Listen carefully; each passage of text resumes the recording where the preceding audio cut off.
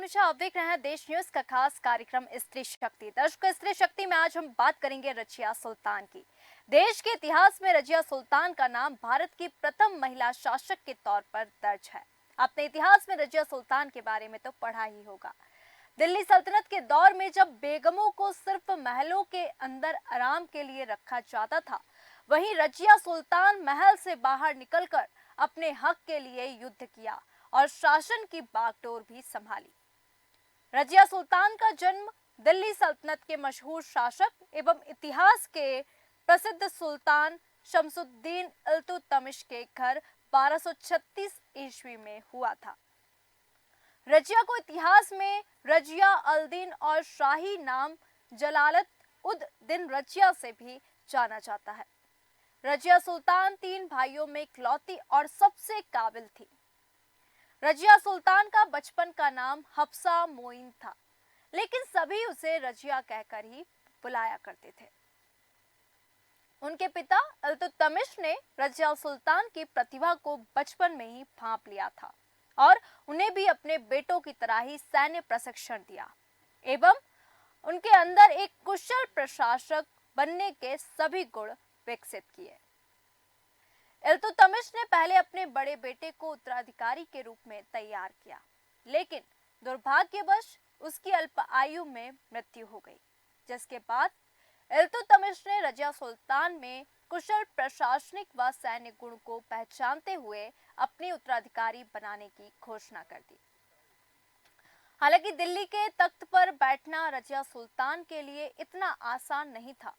दरअसल 1236 ईस्वी में उनके पिता की मौत के बाद मुस्लिम समुदाय ने एक महिला को सुल्तान के रूप में स्वीकार करने से मना कर दिया और रजिया के भाई रखुद्दीन फिरोज को दिल्ली के राज सिंहासन पर बैठा दिया। लेकिन आपको बता दें, फिरोज एक मूर्ख और अक्षम शासक साबित हुआ, जिस पर रजिया ने आम जनमानस के सहयोग से राज्य पर धावा बोलकर सिंहासन पर कब्जा कर लिया, जिसके बाद रजिया की मां और भाई दोनों की हत्या कर दी गई। 10 नवंबर 1236 ईस्वी में रजिया सुल्तान पहली मुस्लिम शासक के रूप में दिल्ली की शासक बनी। रजिया सुल्तान ने अपनी बुद्धिमत्ता और विवेकशीलता के तर्ज पर दिल्ली का सिंहासन कुशल पूर्वक संभाला और रूढ़िवादी मुस्लिम समाज को चौंका दिया और उन्होंने खुद को एक दूरदर्शी, न्यायप्रिय, व्यवहार कुशल, प्रजा के हित करने वाली शासिका साबित किया। उन्होंने अपने राज्य का जमकर विस्तार किया एवं विकास काम करवाए। गद्दी संभालने के बाद रजिया ने रीति रिवाजों के विपरीत पुरुषों की तरह सैनिकों का कोट और पगड़ी पहनना पसंद किया। साथ ही युद्ध में बिना नकाब पहने शामिल होने लगी। दिल्ली के सिंहासन पर बैठने वाली पहली मुस्लिम महिला शासक रजिया सुल्तान एक कुशल प्रशासक थी, जिन्होंने एक आदर्श शासक की तरह अपने राज्य में विकास के काम किए। उन्होंने न सिर्फ अपने उत्तम सैन्य कुशलता के बल पर दिल्ली को सुरक्षित रखा, बल्कि अपने राज्य की कानून व्यवस्था को दुरुस्त किया। शिक्षा को बढ़ावा देने के लिए कई स्कूल, कॉलेजों एवं शैक्षणिक संस्थानों का निर्माण करवाया। अपने राज्य में पानी की व्यवस्था को सुचारू ढंग से चलाने के लिए कुएं और नलकूप खुदवाए, सड़कें बनवाई।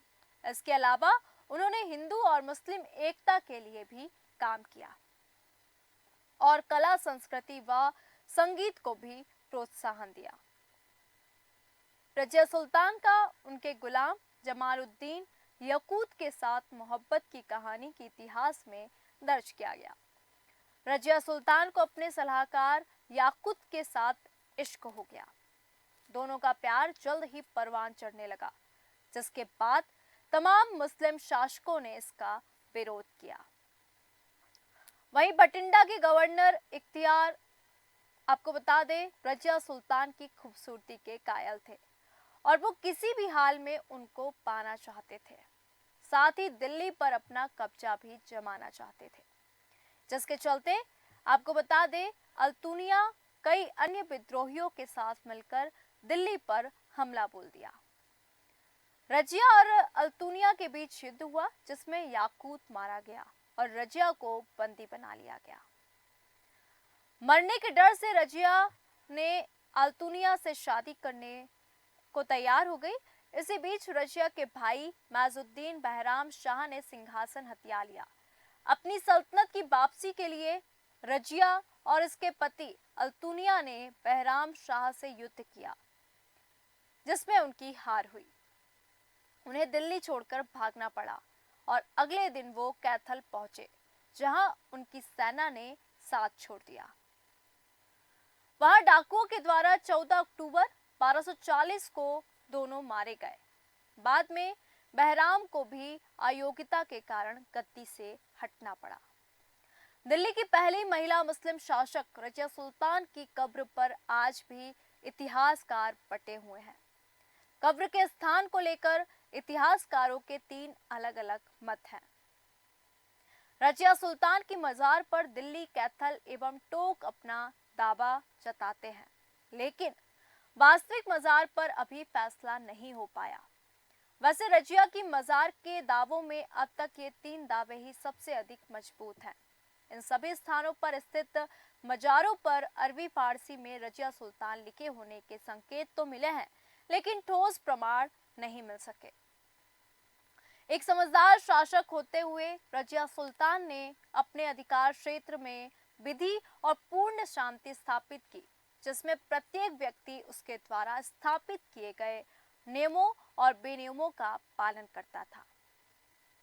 उसने राष्ट्र के आधार का विस्तार करने का प्रयास किया, जिसके लिए उसने लेने देने को बढ़ावा दिया, गलियों का निर्माण एवं कुओं की खुदाई इत्यादि का कार्य भी किया। इसके अतिरिक्त उसने खोज कार्यों के लिए विद्यालयों, संस्थाओं व स्थलों का निर्माण कराया और पुस्तकालय भी खुलवाए, जिससे शोधकर्ताओं को कुरान और मोहम्मद की नीतियों पर कार्य को बढ़ावा दिया। हिंदुओं ने विज्ञान, विचार, अंतरिक्ष विज्ञान और रचना में वांछित योगदान दिया, जिसे विद्यालयों और कॉलेजों में ध्यान केंद्रित किया गया। यहाँ तक कि उसने शिल्पकारिता और संस्कृति के क्षेत्र में भी योगदान दिया और विद्वानों, चित्रकारों और शिल्पकारों का समर्थन किया। आखिरकार रजिया का पतन कैसे हुआ? क्योंकि रजिया को जमाल उद दीन याकूत के प्रति एक तरफा प्यार ने बहुत नुकसान पहुंचाया। उसके अंत का कारण असंतोषजनक प्रेम था। जमालुद्दीन याकूत, जो एक अफ्रीकन सिद्धि गुलाम था, एक विशेष व्यक्ति बन गया जो उसके लिए एक पड़ोसी देश का निवासी था और यह अनुमान लगाया जाता था कि वह उसका जीवन साथी रहा होगा। बठिंडा का प्रशासनिक प्रमुख मालिक इख्तियार उद अल्तुनिया रजिया के सृष्टि के खिलाफ हो गया। कहानी यह थी कि अल्तुनिया और रजिया युवा साथी थे, वो दोनों आपस में दोस्त थे। वो जैसे जैसे साथ साथ बड़े हुए, वह रजिया पर बुरी तरह से मंत्रमुग्ध होने लगा और उसका बगावत करना मूल रूप से रजिया को वापस पाने की एक तकनीकी थी। तबाही तेजी से फैल गई। याकूत का कत्ल कर दिया गया और अल्तुनिया ने रजिया को रख लिया। जब वह बठिंडा के तुर्किश राज्यपाल के प्रतिरोध को नियंत्रित करने की कोशिश कर रही थी, उसके दुर्भाग्यपूर्ण अभाव का लाभ उठाया और उसे दिल्ली के शासन से आपदस्थ कर दिया। उसका भाई, आपको बता दें, उसका भाई बहराम मनोनीत किया गया। अपनी कीर्ति की रक्षा के लिए रजिया ने समझदारी पूर्वक बठिंडा के प्रशासनिक प्रमुख अल्तुनिया से विवाह करने को सोचा और अपने साथी के साथ दिल्ली की तरफ चल दी। आपको बता दें, बहराम से पराजित हुई और अगले ही दिन अभागे जोड़े का कत्ल कर दिया गया। इल्तुतमिश का जन्म 1210 ईस्वी में हुआ और उनकी मृत्यु 1236 में हुई। वह एक सुलझा हुआ व्यक्ति था। आपने इल्तुतमिश के बारे में इतिहास में तो पढ़ा होगा। अपनी पहली छोटी पुत्री, जिसका नाम कई बच्चों के बाद हुआ था, जन्मे के स्वागत के लिए भव्य उत्सव के आयोजन के लिए उसने अपने अनुयायियों को तैयार किया। उसको शिक्षित करने में उसने व्यक्तिगत रुचि ली और जब वह मात्र 13 साल की थी, सिर्फ अपने पिता के द्वारा दी गई शिक्षा की वजह से रजिया एक कुशल धनुर्धर और घुड़सवार के रूप में जानी गई और वह अक्सर ही अपने पिता के साथ सैन्य उपक्रमों में जाया करती थी। जब एक बार इल्तुतमिश ग्वालियर के हमले में शामिल थे, उसने दिल्ली को रजिया को सौंप दिया और वापस आने पर वह रजिया के प्रदर्शन से बहुत आश्चर्यचकित थे। इसलिए उन्होंने रजिया को अपने उत्तराधिकारी के रूप में चुना। अपनी पुत्री के लिए इल्तुतमिश की अभिव्यक्तियां कि मेरी ये छोटी पुत्री कई पुत्रों से श्रेष्ठ है। आपको बता दें, इल्तुतमिश के बच्चों में से एक था रुकनुद्दीन, फिरोज राजकाज में सम्मिलित था। वह लगभग 7 महीनों से दिल्ली की देखभाल कर रहा था। 1236 में रजिया सुल्तान ने दिल्ली के निवासियों की मदद से अपने भाई को पूर्णतया पराजित कर और शासक बन गई। उस समय जब रजिया सुल्तान ने सिंहासन संभाला, सारी परिस्थितियां पहले की तरह हो गई। राज्य के वजीर निजाम अल मुल्क जुनैदी ने वफादारी करने से इनकार कर दिया और उसने कई अन्य लोगों के साथ मिलकर सुल्तान रजिया के खिलाफ कुछ समय के लिए युद्ध की घोषणा कर दी। बाद में जो अवध का विधि प्रमुख था, जिसको अब मुइज़्ज़ी बोला जाता था, जो कि अब अवध का विधि प्रमुख है, सुल्तान रजिया की सहायता के लिए दिल्ली की ओर कूच किया। जब तक वह गंगेज को पार करती, उसका मानना उन नायकों से हुआ जो शहर के विरुद्ध युद्ध कर रहे थे एवं उसे बंदी बना लिया गया। उसके बाद उसका अस्तित्व समाप्त हो गया। आपको बता दें, रजिया सुल्तान के ऊपर बहुत सी फिल्म बनी है। फिल्म रजिया सुल्तान आपने एक देखी होगी, जो कि 1983 में रिलीज हुई थी। इसे कमाल आमरोही ने लिखा और निर्देशित किया। इसमें हेमा मालिनी, परवीन बॉबी और धर्मेंद्र ने लीड रोल किया है। इस पे लीड रोल में दिखाई देंगे। और हेमा मालिनी की इस पॉपुलर फिल्म को आप यूट्यूब पर फैमिली के साथ भी देख सकते हैं।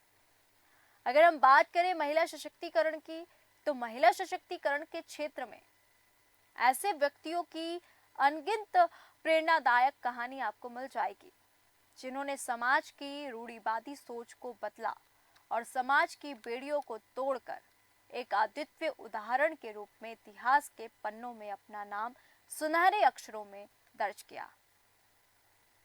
इन पथ प्रदर्शकों के बीच भारत में दिल्ली सल्तनत की शासक रजिया सुल्तान साहस और लचीलेपन के प्रतीक के रूप में खड़ी हैं।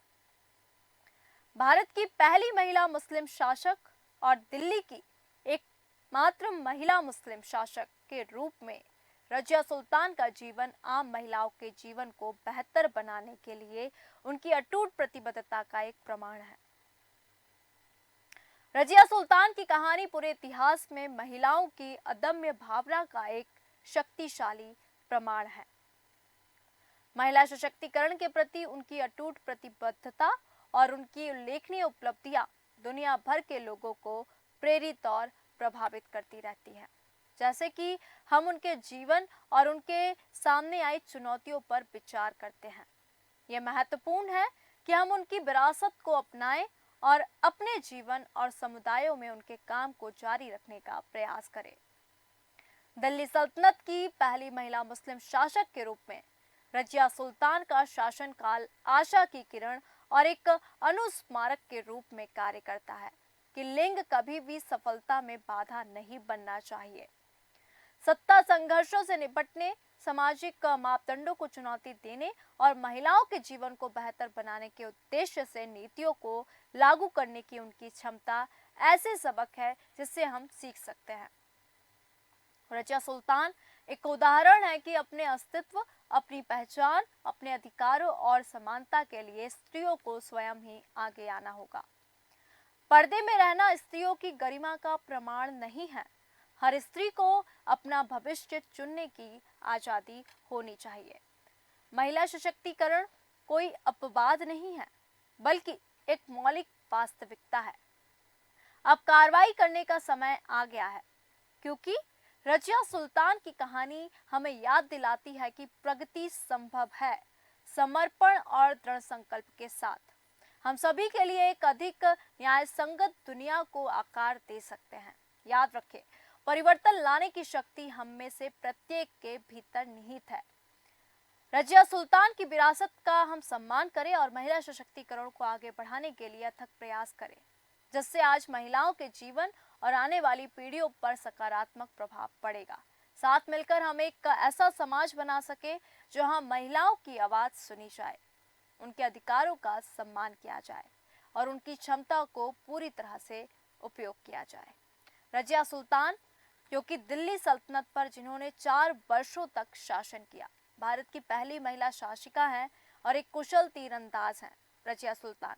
क्योंकि रजिया सुल्तान ने बहुत सारी उपलब्धियां हासिल की है। उनका प्रेम कहानी, उनका विवाह, क्योंकि देश के इतिहास में रजिया सुल्तान का नाम भारत की प्रथम महिला शासिका के तौर पर दर्ज किया गया है। वो रजिया सुल्तान जिसके सामने कई चुनौतियां थी, फिर भी वो सभी बाधाओं को हर कर एक कुशल शासिका बनी। एक मुस्लिम समुदाय से आने वाली एक महिला जब दिल्ली की गद्दी पर बैठी, हालांकि उनको दिल्ली की गद्दी में जब वो बैठी, वो बिल्कुल भी आसान नहीं था दिल्ली की गद्दी पर बैठना, लेकिन उन्होंने हिम्मत नहीं हारी।